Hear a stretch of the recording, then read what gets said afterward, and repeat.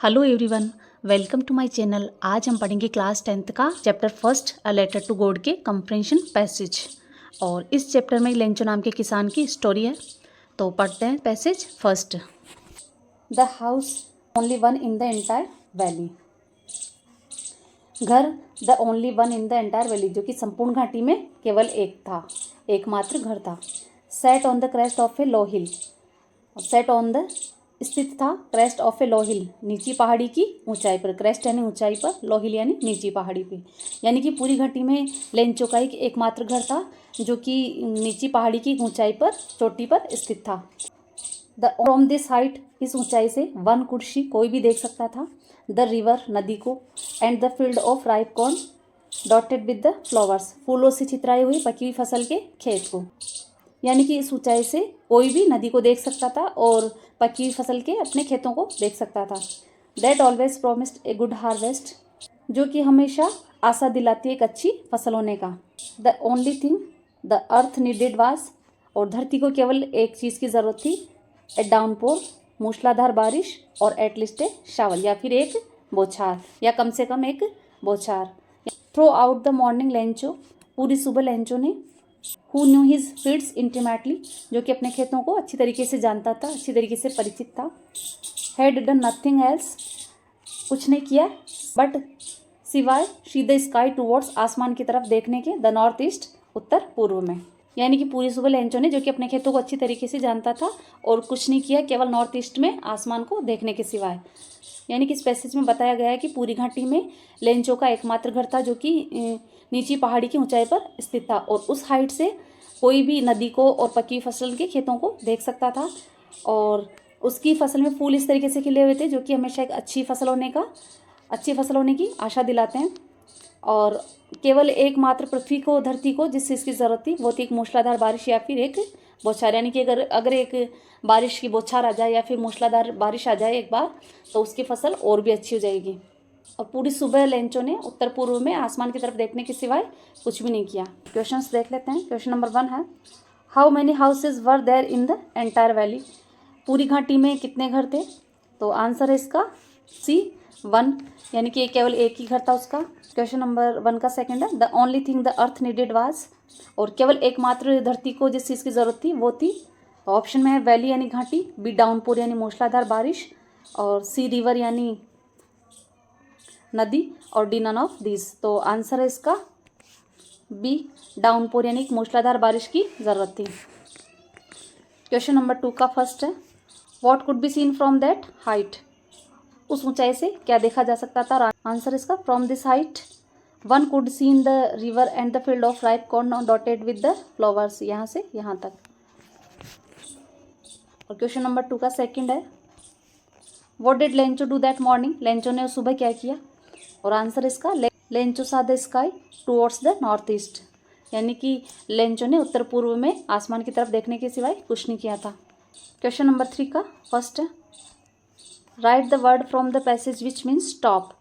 Passage में से वो वर्ड ढूंढो जिसका मतलब होता है टॉप यानी ऊंचाई। तो पैसेज में से वो वर्ड है क्रेस्ट, क्रेस्ट का मतलब भी ऊंचाई होता है। क्वेश्चन नंबर 3 का सेकंड है, write the word from the passage which is opposite to never. तो नेवर यानी कभी नहीं, और ऑलवेज यानी हमेशा। तो पैसेज में वो वर्ड ऑलवेज है, जो कि ये रहा ऑलवेज। पैसेज फर्स्ट कंप्लीट है। पैसेज नंबर सेकंड है, the man went out for no other reason. वह आदमी बाहर गया, यानी कि लेंचो बाहर गया, नो अदर रीज़न, और कोई कारण नहीं था।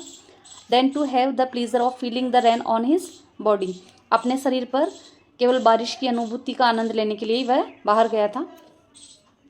And when he returned to his exclaimed, और जब वह वापस आया तो ही एक्सक्लेम्ड, यानी कि उसने भावावेश में कहा, these aren't rain drops falling from the sky, यानी कि आसमान से ये बारिश की बूंदें नहीं गिर रही है।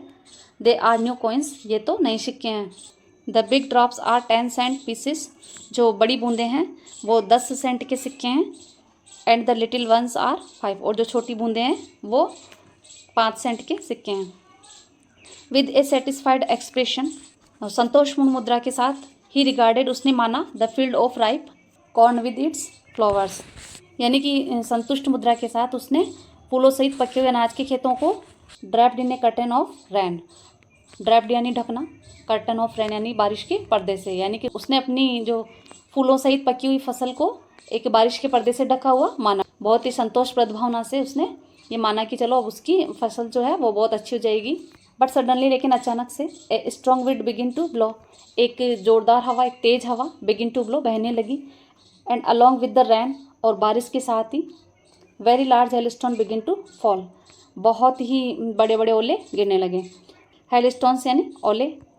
These truly did resemble new silver coins, और ये नए चांदी के सिक्कों की समान लग रहे थे। रिसेंबल यानी उसके समान लग रहे थे। The boys exposing them salvage, और लेंचो के जो बच्चे थे, लड़के थे, एक्सपोजिंग देम सेल्वेज यानी कि उन्होंने अपने अपने कपड़े उतार दिए थे नंगे बदन से। टू द रैन, बारिश में। Ran out to collect the frozen pearls, ran out यानी दौड़े, टू कलेक्ट इकट्ठा करने के लिए, द फ्रोजन पल्स यानी कि वो जो ओले थे, बर्फ़ के मोती, उनको इकट्ठा करने के लिए वो बाहर दौड़ पड़े। इस पैसेज में हमने पढ़ा कि लेंचो जो कि उसकी फसल को एक बारिश की ज़रूरत थी, तो बारिश आ गई तो वो सिर्फ उस बारिश का आनंद लेने के लिए बाहर गया था, और जब वो वापस आया तो वह बहुत ही संतोष की मुद्रा में था। उसने माना कि उसकी जो फसल है वो बहुत अच्छी हो जाएगी। वो बारिश के पर्दे से ढकी हुई लग रही थी, लेकिन अचानक से ही बहुत तेज़ हवा चलने लगती है और ओले गिरने लगते हैं। और वो ओले जो हैं चांदी के सिक्कों की तरह लग रहे थे, क्योंकि बहुत बड़े बड़े ओले गिर रहे थे। और उसके बच्चे जो हैं वो नंगे बदन से बाहर दौड़ पड़ते हैं उनको इकट्ठा करने के लिए, उन ओलों को इकट्ठा करने के लिए।